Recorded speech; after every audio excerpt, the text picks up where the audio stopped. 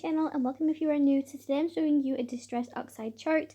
So I decided that I needed to do a little chart of what all my distress inks look like, and I also wanted to do a lookbook for color combinations. So I am going to be doing a series of, different colored distress inks, so like blue tones, yellows, browns, purples, pinks, you name it, I'm going to do it.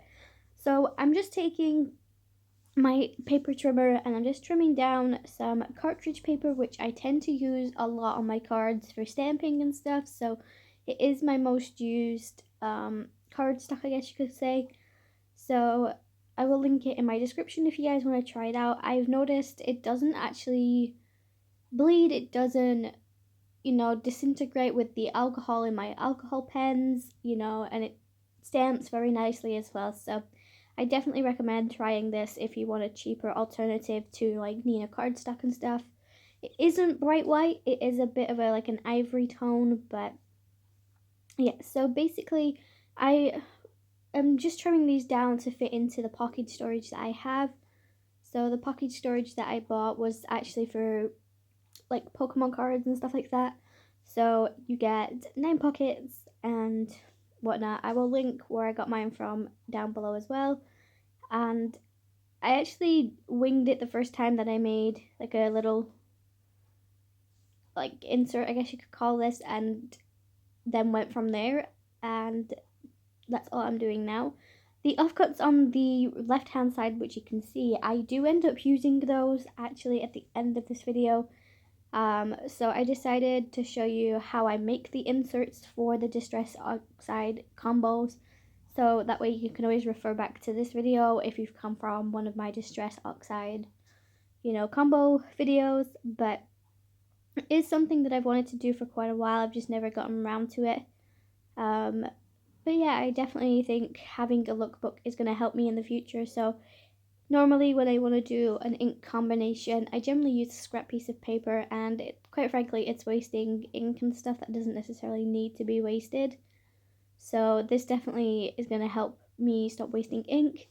I know it's not exactly an expensive thing really, especially if you have re-inkers and stuff, but it is just like very time consuming, so I end up spending like another 15 minutes deciding on color combinations for the card that I want to make, and then it kind of takes away from my creativeness and motivation to do the card itself. So sometimes I will literally come in and do the color combination and then think of what I want, and then I won't actually make that card that day. I'll make it a day or so after, and that's literally the only reason. It's because I get quite bored and I can lose motivation quite quickly. So somebody asked me the other day, like, obviously because I film like Monday to Friday, and sometimes occasionally on a Saturday and Sunday, depending if I'm too far behind or if I have time.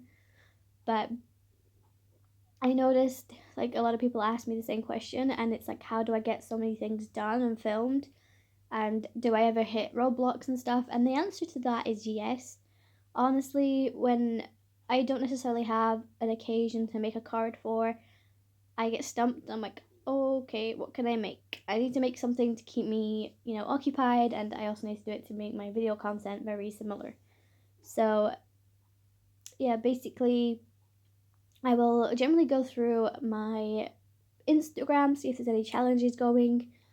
So obviously my favorite things has a color challenge. We also have the color challenge hues, which is an Instagram one. I also have the holiday collab, which is another Instagram hop.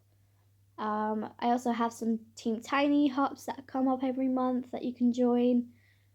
And then I also do my own hops and collaborations and stuff. So it isn't as bad as it once was now that I'm like opening my areas up and stuff. But yeah, this is what I use, by the way. It's a ring binder, and I've just put all the inserts in there.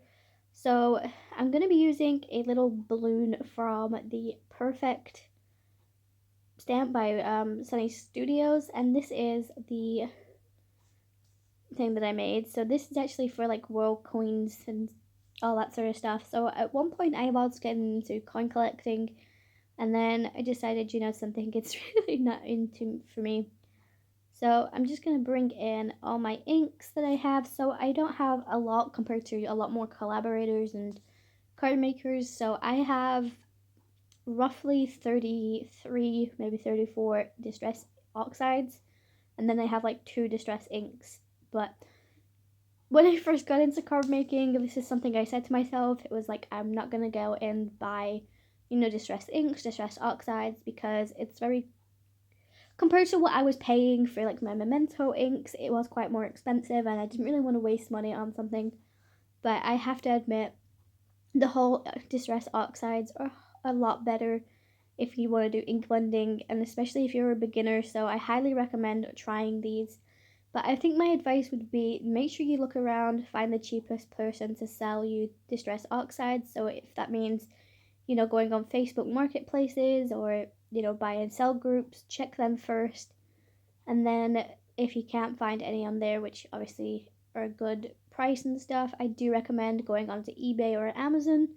So I did a video a while back on some video contents and where I got all my supplies and stuff from, and one of the things I found was sometimes certain ink colors are more popular than others, and if you go onto eBay and type in the color you want, there is a lot of people that are selling them for, like, it's not much, it's like 80p difference. But I think if you're going to be buying quite a lot, you can actually message the seller on eBay and just say, look, I want to buy so many inks, can you give me a better price? And sometimes they'll do it, sometimes they won't. But every person that I've contacted through eBay through that, I actually have got discounts from it, so I do recommend checking that first. Some cases, it isn't cheaper, and obviously it is cheaper on certain official websites like Seven Hills, or, Bumble Crafts and Craftalier and stuff. But anyways, this is my little lookbook. So as you can see, I literally don't really have that many inks. I haven't finished, but I did just run out of little pieces of scrap paper, and I didn't want to, keep cutting. But that's it for this video, guys, and I hope to see you in my next one. Until the next time. Bye, guys.